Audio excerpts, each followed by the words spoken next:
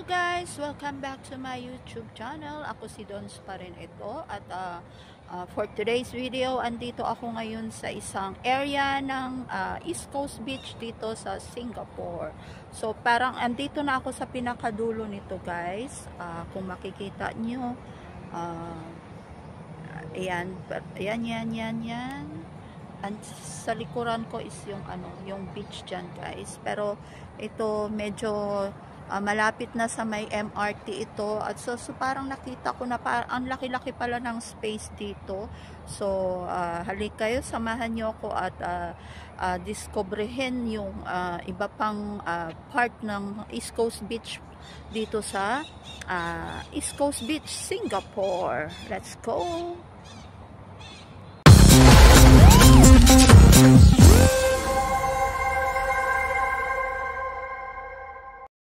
So doon ako galing kanina at pinuntahan ko itong lugar na ito. Meron pala silang parang palaruan ng mga kids dito sa loob. It's like outdoor classroom. Ayan. So parang sa mga batang ito. Ayan, medyo umaambo na naman guys. Kaya ayan. So meron silang ganyan. May slide.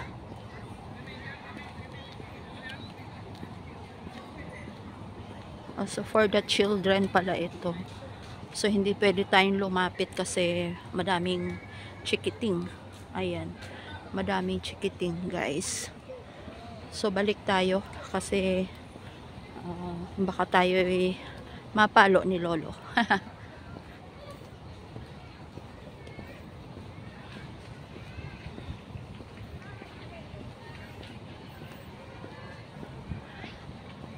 Napakatagal ko na dito sa lugar na to, pero hindi ako talagang hindi ko nagala pala from dulo to dulo. Alam ko hanggang area E. From A to E. Or G. I'm not sure. So, ang nagala ko pa lang hanggang area D. Doon sa area D is pwede ka namang mag-camping. Pwede ka magtayo ng tent. Pero dito, pagka wala kang permit, hindi ka pwedeng magtayo ng tent.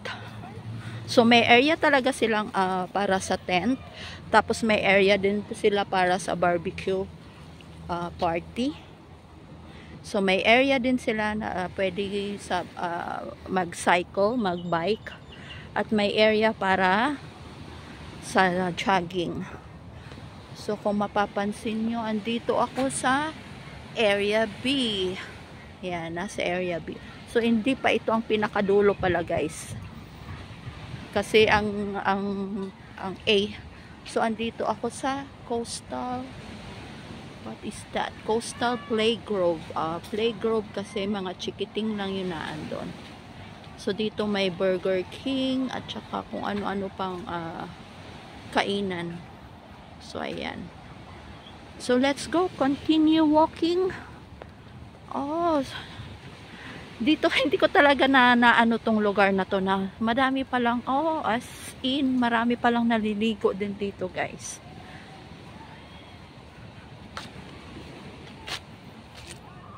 Ayan. Last time yung binlog ko is nasa area C ako. So ito yung area B. Ayan. So ayan, maraming naliligo.